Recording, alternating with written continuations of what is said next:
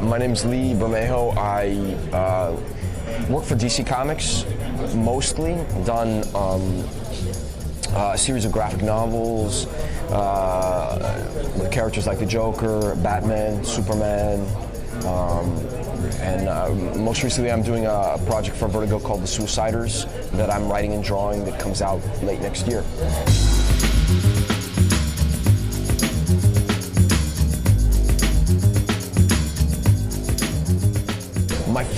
The first Batman project I ever worked on was a book called Batman Deathblow with Brian Azzarello. It was right around the time that Wildstorm had been bought by DC Comics, I think in 1999. And at that point in time, I was still working in Wildstorm Studios. So editorially, they were interested in still using Wildstorm characters. So they wanted to do a book that featured some character of Wildstorm that I liked. My favorite had always been Deathblow. And at the same time, I really wanted to do Batman because it's a childhood dream, blah, blah, blah, you know. And at this point in time, I was reading Brian Azzarello's first few issues of 100 Bullets. I really liked them. And I had read his miniseries with Eduardo Rizzo called Johnny Double. And so Brian was brand new still. And I really, really loved his voice, like his writing style. And so through a mutual friend, Tim Bradstreet, illustrator Tim Bradstreet, we organized this project called Batman Deathblow that was a crossover between those two characters. And it was thrilling because it was like I was working on Batman, but I wasn't responsible to DC editorial yet. And so I could do the costume however I wanted. We had a huge amount of freedom with the story. No one was really controlling what we were doing. So it was an amazing creative experience because it was just kind of like they left us alone to do whatever we wanted to do with a huge iconic character. And so that's where that book came from. And yeah, it kind of was the beginning of for me artistically, of doing something that I felt pretty strongly about, which was putting a personal stamp on each character you do, even if it's something as iconic as Batman. And I'd like him to be flawed, a very flawed man. And so my favorite versions of the character throughout the years have always been, you know, Dark Knight Returns and things like this, where he's an extremist, but at the same time he's a very flawed man with a moral core that fluctuates, but to him it doesn't fluctuate. It's very specific. But visually, I like to see him be kind of like.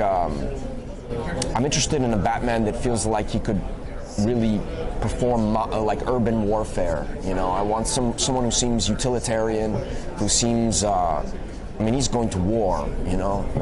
It's not. He's not a superhero. He's not a vigilante. He is a soldier. That's the way I feel about him.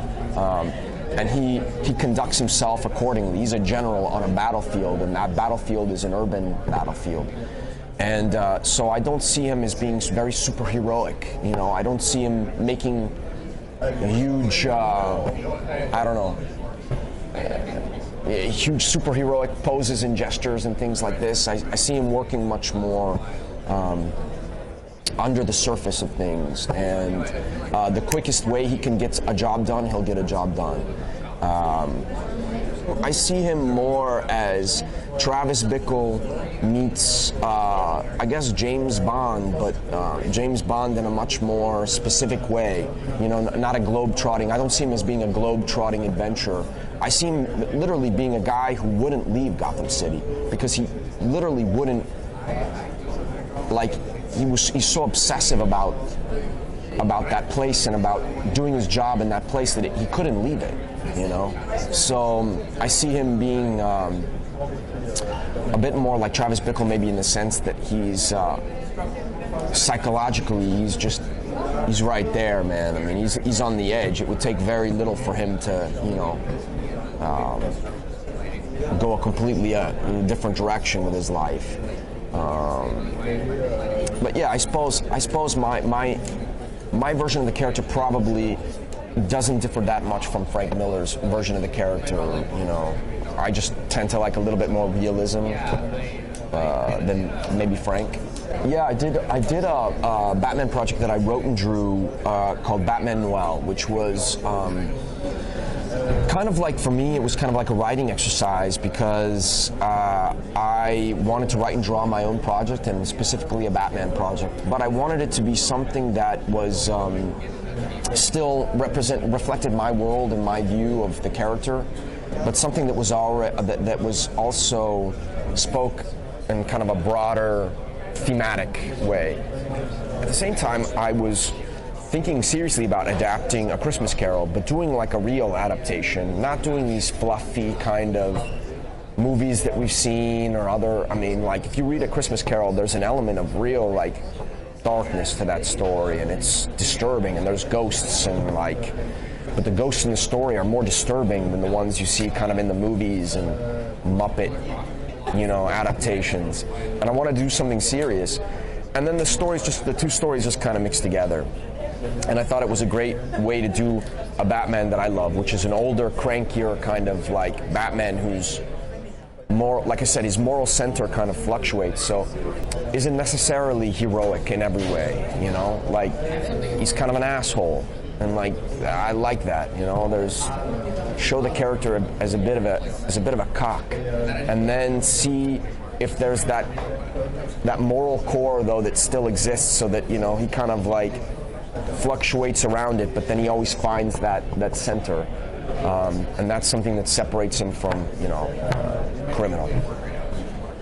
With Joker, it was more just, I just knew that character. I felt like I knew how to do him immediately. I knew what I wanted to do with him.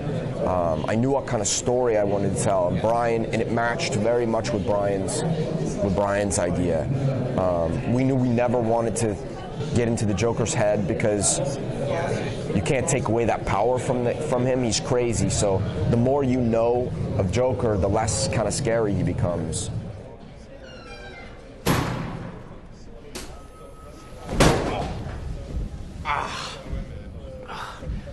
Never start with the head. The victim gets all fuzzy. You can't feel the neck. See? You wanted me. Here I am. I wanted to see what you'd do. And you didn't disappoint. I've been kind of attached in a roundabout way to these movies before, with the Joker in 2008. See, it's all this stuff that becomes kind of weird when it comes to the movies, and you don't really know what goes on behind the scenes. You don't know how much of the information they're getting from DC, from the offices. You don't know how much of that is of their own kind of design. Unfortunately, there's really no way for me to ever have the answer to that question. And the only thing I know is that, you know, we were working on that book well before they even started filming. I mean, I started that book in 2006, you know. I finished that book in February of 2008. So, you know, the movie came out in July or something like that. I mean, you know, what happened there, who knows? I mean, I see a lot of differences between what they did and what I do. I think what we did was something a little more dark and psychotic. What they did was a little more colorful, and, you know, he still wore like the purple suit and had like the funny voice and stuff like that. Brilliant. It was a brilliant version of the character. I loved it.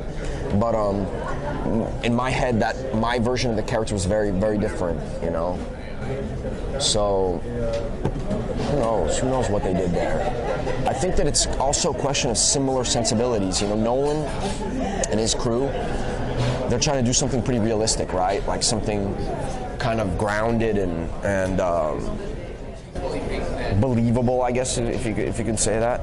And that's what we were trying to do. So it's just kind of approaching things from maybe the same place, arriving at different destinations, if that makes any sense.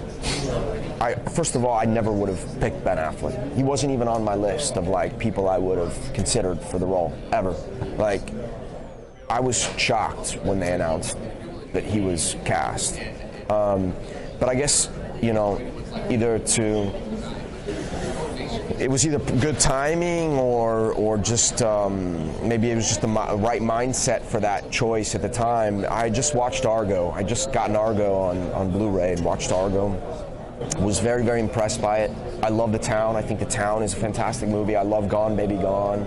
I think that Affleck as a filmmaker is extremely intelligent and technically is amazing.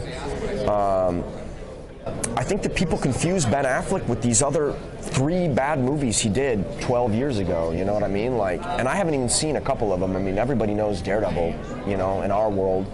And yeah, it's not a very good movie. I mean, there's just not much to be said other than that. But I don't think that was necessarily Affleck's fault. You know, I think that movie, I mean, how much new metal can you put in a superhero movie before it starts to become like, oh my God, like what is this? Like an advertisement for, like, you know, a biker bar or something like that? Like I didn't really understand that movie in a lot of different ways. But he has an intelligence, and Bruce Wayne's intelligent, so I think that he can bring that to the table. Physically, he's the most kind of accurate Batman we've seen yet, right? Like he's 6'3" or 4" or something like that. He's a big dude. You know, for me, really, it all comes down to the story of this movie. If the story of this movie is not good, it doesn't really matter who's playing him, you know? I was like a really big Christian Bale before he was cast as Batman. And then, like, even his performance, as good as I thought it was, like, dude, I can't stand that Batman voice that he does. It's like that gruff, like, growl of a voice. I really don't like it. And, like, the costume in those Nolan movies, I was not a fan of the costume they did. So, I mean, for me, I'm just more interested in seeing a new version of the character, you know? We'll see. Let's hope it's good. Yeah.